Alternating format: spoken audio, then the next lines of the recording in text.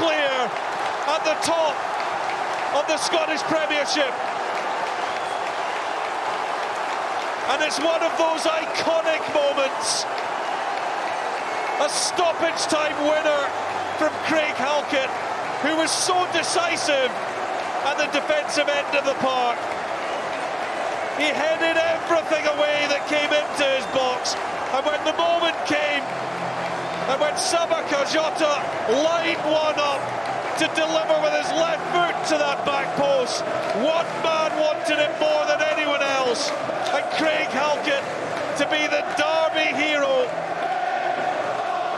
and claim the Edinburgh Derby for Heart of Midlothian. What a moment for him, and it just keeps rolling on and on for Derek McInnes and Hearts, Michael. It absolutely does. Riding the crest of a wave right now. I'm delighted for Craig Halkett, I've got to say. I said earlier about how he came back into the summer to get himself fully fit, and his performances have been outstanding. I was going to give him man of the match before he even scored. That is actually true, I can confirm that. And actually, when I picked him up after 5 minutes, I was already getting in my ear. Will we make up the man of the match award right now? And boy, has he deserved it, with an injury time winner for Hearts. Outstanding from Halkett. For Hibs, you can see the pain etched on their face. Disbelief, they're sick. Hearts going along nicely at the top of the table, stretching their lead. Well, I'll maybe change the question, because we know Derek McInnes will take it game by game, but they're going into another international break. They've got no European football to concern themselves with. They've got a 5-point lead with Celtic playing Motherwell tomorrow. Will there be just a bit of concern in the East End of Glasgow that this is a legitimate challenge? Not at this stage, I don't think so. I think there's a long, long way to go. I think the more realistic thing for Hearts is to, and Tony Bloom said this, the aspirations and looking towards second in the table first of all. That's certainly something that Hearts should be looking at this season. Well, OK, how about the other end of Glasgow? How nervous will they be about this? I think they will be, genuinely, because their house is not in order at all, whereas everything here is lining up pretty nicely. Performances clearly got to be better, but they've got match winners and they've got steel and determination in this team as well. The city of Edinburgh belongs to Heart of Midlothian, to Craig Halkett, to Derek McInnes tonight. The full-time score, Heart of Midlothian 1, Hibernian 0. Thank you very much for that, Rory. The late show here in Edinburgh. Craig Halkett giving the home fans everything they wanted. They're not only the talk of the tune, Alan Hutton, but the top of the league. Yeah, they certainly are, with a 5-point margin, and Derek McInnes and his side will be absolutely delighted with that. Going into the international break. Well, it wasn't a great game. I thought there was a couple of decent enough chances, not a lot of quality football being played, but to show that fighting character to go to the very end. Halkett, who again I'm really happy for, he's had a tough time with injuries and stuff, to get on the end of that in a derby game, you've seen what it means to everybody. Do you know what I found really funny there? We saw Derek McInnes going out to the middle of the pitch, applauding the fans, punching the air, but very, very calm. We saw the pictures of him walking down the tunnel just with that wry smile then coming across his face. The first time really allowing himself to show emotion. He's trying to remain calm, but he'll be delighted. Oh, he'll be delighted. I mean, there was nothing in that game. Hearts maybe slightly shaded it, but you could argue Hibs could have won it with Boyle's chance there with it hits the bar. But listen, they'll be delighted, absolutely delighted. It was about getting the win. I question whether they could get a win today with it where they are on the table, and if they can handle the pressure of being in front and leading the title race.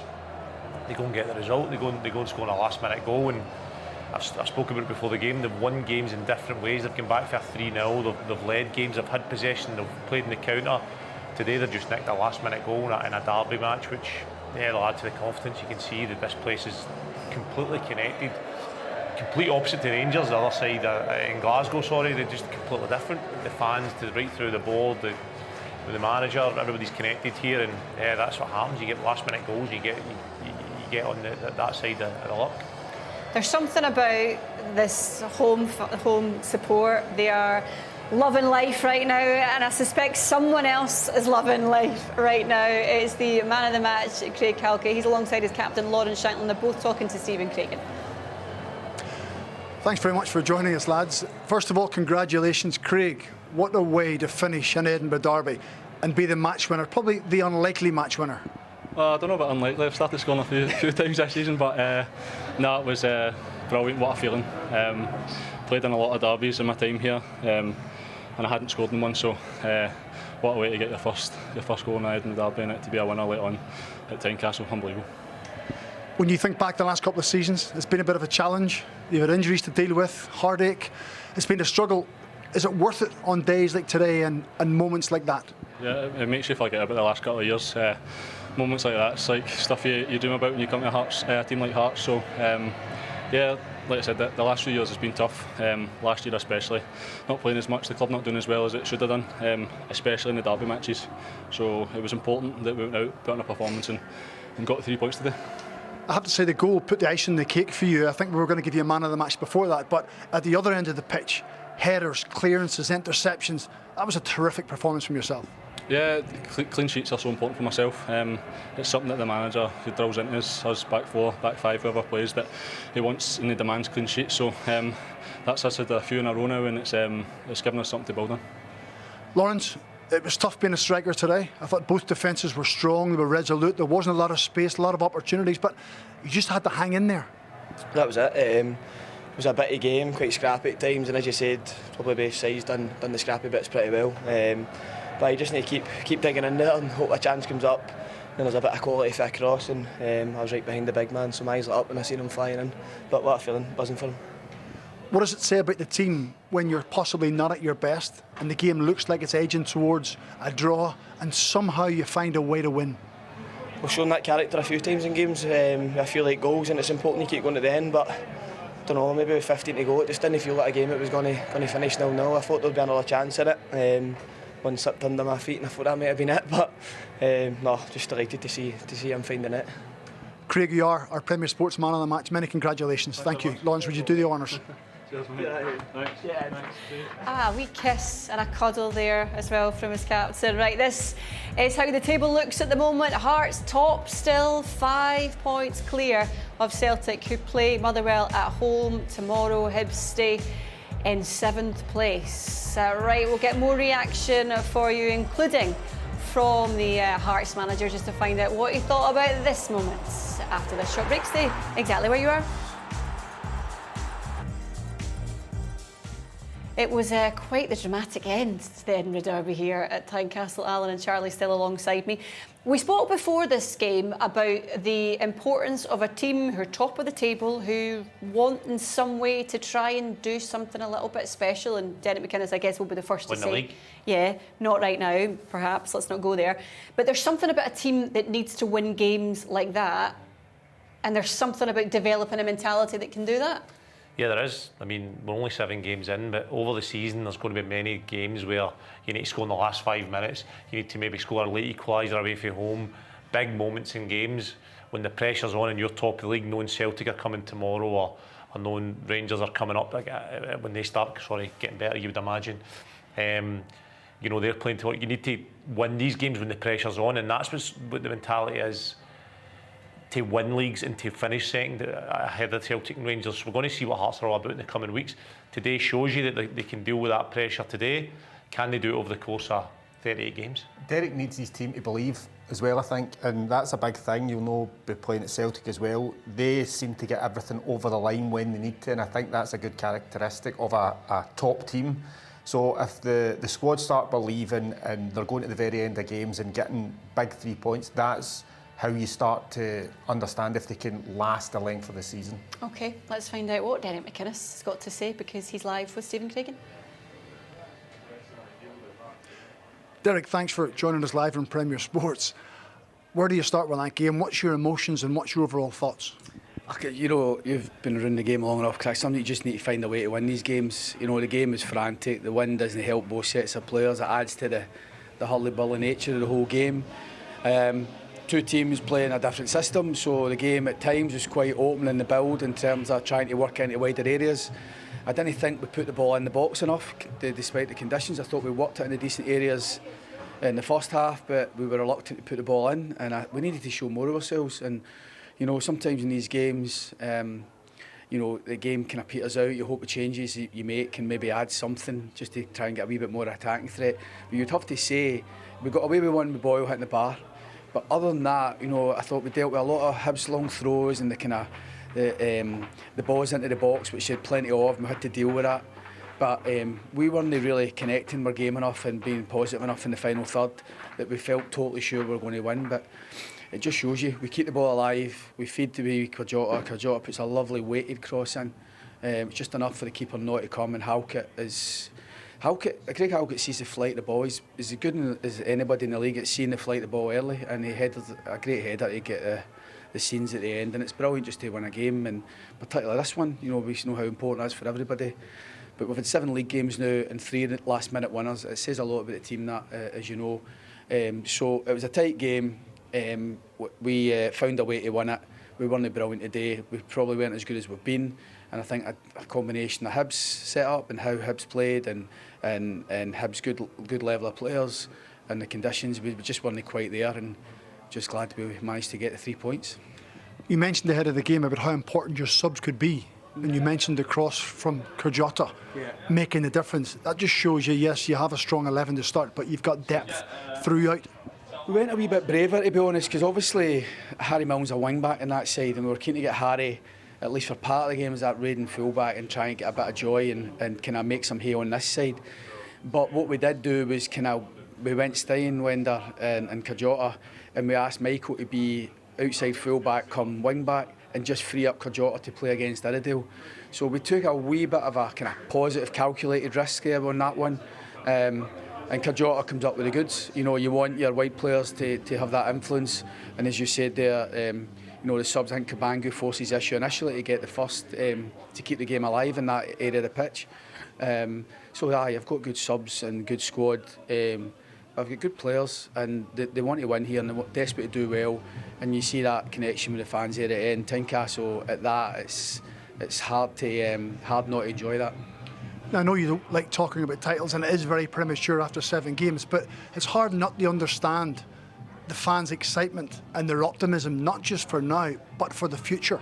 Yeah, I think there's a lot of excitement from the get-go, from the Tony Bloom investment. And obviously, James Anderson's been a huge contributor for us as a club, and we've got a good board, solid footing, and everybody's quite excited about that. But you'd have to accept, from our point of view, from the professional point of view, we are only 7 games in, and we just need to concentrate on each game as it comes, you know. And I do think that once you get round the second round of fixtures, it's normally a good indication of where all teams are going to be, and it's too early to make any judgments whether teams are doing poorly or like ourselves doing well at the minute. But listen, we're enjoying it. Fans can get excited, and why not? Why would we not encourage that and tap into that?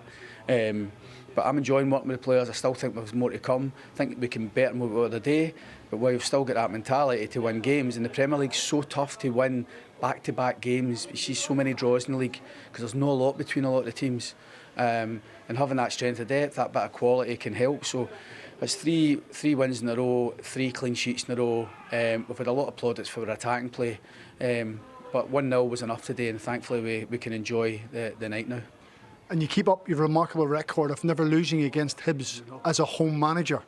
Now, if that doesn't endear you to the Hearts fans even more, what is? I don't think anybody was too interested in that stat from Hearts until we won. But obviously it's nice to keep that. It's mad that how you've got certain teams that you do particularly well against, some not so well. So yeah, really pleased. We can enjoy the international break.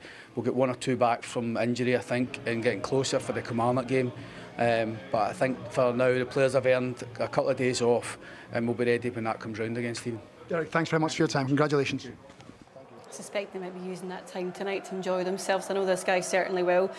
But he's right, Alan, isn't he, about you can't get too overexcited, or certainly he can't get too overexcited. That's the fans' prerogative, or talk in any way, shape or form about a title 7 games in, can you? No, I think he's right in what he says.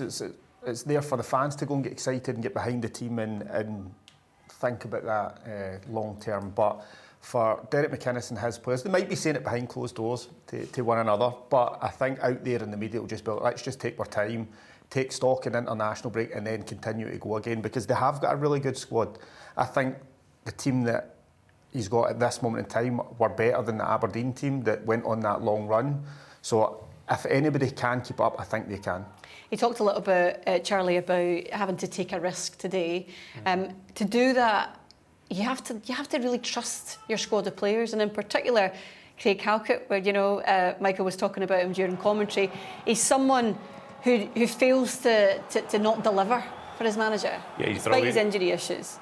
He's brilliant. He went a lot unnoticed today. The simple stuff well, defended his box well, and then got himself in the box here. What a ball that is, and to arrive there and see that ball coming across is he must have been absolutely delighted, and for it to land in his foot and to put it away, it's a great finish. But defending for Hibs, I mean, when you've got a back five, you've got your wing backs out defending the cross, you've got 4 other defenders inside the box. You need to defend the width of the box.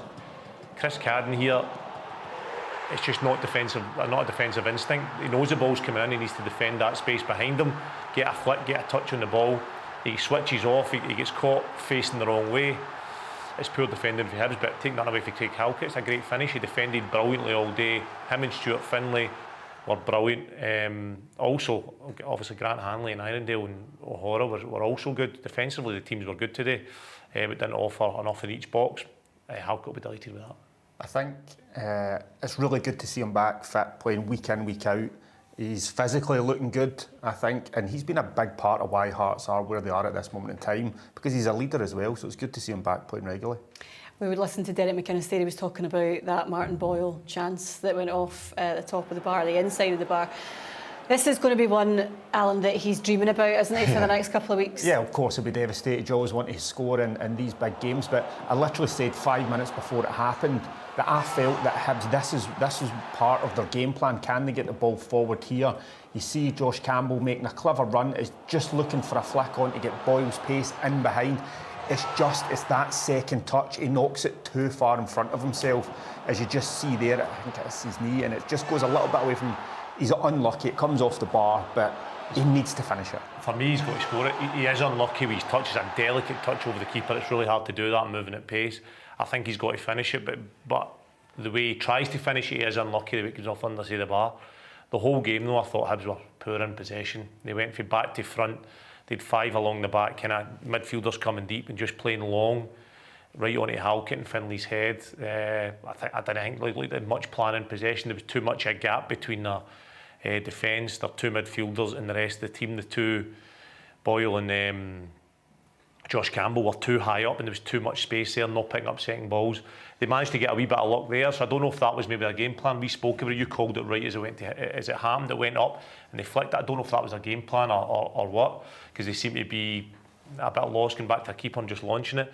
But listen, Boyle will be gutted he never scored that goal, because I think that would have, if they get away with a 1-0, they would have been delighted, or even a draw. It's those moments, big moments, that make the difference, especially in matches like the Derby. There'll be some reflecting time for that man, David Gray. We'll find out what he's got to say and get his analysis with Stephen Craigan after the break. Welcome back to Tynecastle. It was Derby Day defeat for Hibs. Let's hear from the manager, David Gray, who's with Stephen Craigan. David, football can be cruel. That was a killer blow right at the end of the game. It was. Listen, I think it's quite a poor game of football, to be honest. I think there's a lot of hype made about before the game, about 2 good sides, everything else. I thought it was a typical derby in terms of a lot of fight, a lot of second balls, a lot of battling. I thought the conditions weren't easy either for both teams. I think on the piece, I don't think we deserve to lose the game, but the reality situation is all the good work you do for 90 plus minutes from a defensive point of view is undone from an inexcusable goal we lose in the last second. So it's not good enough from our point of view. Don't think we deserve to lose a goal, but we did, and that's the reality situation. We always talk about fine margins in football, and Martin Boyle goes through one-on-one and crashes it off the cross, but that was a huge moment in the game for yourself. Probably your best chance of the afternoon? Yeah, I don't think there was many chances. I think both goalies might have made one save each up until that point. I thought first half we had enough control in the game without really hurting anybody. Second half of the Hearts had a bit more of the ball, but I thought we carried the biggest threat. You just touched on there, Boyley's opportunities on the break. But it probably sums up our season, to be honest. You know, not taking our chances when they come, and then not being able to see it out at the very end. And I think, as I've just said, the draw would probably been all right, fair result in the end. And then, as I just say, all the good work you do right at the very last second is undone with an inexcusable goal that we lose. The Hibs fans will be at home naturally disappointed, but when they look at the league table and see that you're sitting 11 points behind after 7 games, that's difficult for them, isn't it? Yeah, I think I'm not fussed about the 11 points. I'm more fussed about we've played whatever it is now, 7 games and we're on 8 points. A lot's been said about the group, a lot's been said about how good a team we can be at times. One thing we'll be missing is our complete performances domestically. I've said that a lot, and it's my responsibility to fix that. But our points return at this stage of the season for the games we've played isn't good enough, and that's what I've just reminded the players of. We're all in this together, but it's international break now, and we know we need to be miles better to then make sure we start climbing the table quickly and start getting wins. Is it frustrating then that some of your players go off on international duty and you don't get the chance to work with them this week and try and right the wrongs, but also the game can't come quick enough in 2 weeks' time against Livingston? Well, it's going to hurt for longer now. I think the manner of the game, because of who you lose to, the last second of the game, it's going to hurt even more. As you're rightly pointed out there's no time, there's not as if there's a game right away to put that right. It is what it is, we can't change that. It's international break. It just means it's a lot of hard work for the players that will be here, and when players come back, we'll make sure we're ready for Livingston. Draws throughout the season have been a bit of a killer for you, where you've dropped points when you shouldn't have. You mentioned there again another disappointing goal to lose, particularly after last weekend's clean sheet at Parkhead. You kind of undo the work from there and from this game as well. Yeah, I think so. I think, listen, even you look at last week, there was moments within the game, defensively good. You're right, it's the story of our season so far. The points we've got at this point is not good enough. I think all the good work's been undone for the very last second of the game, and that's something that we've done too many times, whether it be just before half time, whether it be right at the end of the game, and that's, you know, inexcusable from our point of view, and we need to make sure we fix that. I can tell you're hurting, David, and I imagine your players are as well. Does it take you a few days to get over it, and how do you recover from something like this so quickly? Listen, it's going to hurt. It always does. You never want to lose games of football, especially in that manner. But it's my responsibility to fix it. So straight away, the hard work starts to make sure we do put it right. We've got our next games at home against Livingston. Our home form's not good enough as well. We need to make sure we start getting wins. This is what I just said. So the message right now is, for our start to the season and all the hype around the club at the minute and all the good things, our return hasn't been good enough yet, and it's my responsibility to change that. David, thanks very much for your time. Thank you. I always wonder when I speak to managers after the matches and they say stuff like that, it's my responsibility to try and fix it. Like, tangibly, what does that look like? What does he need to do to make sure that they can pick themselves back up and that it's not a sort of marking point in the season for them? Work in the training ground. I think he'll know what he has to work on. I think I agree with everything that he says there when he talks about when he sees what points they're on. I just think they've been in games, the Kilmarnock game, 2-2, the Falkirk game, 2-2. They were up 2-0 in both of them. Like, you have to be able to see that out. It's been too many draws.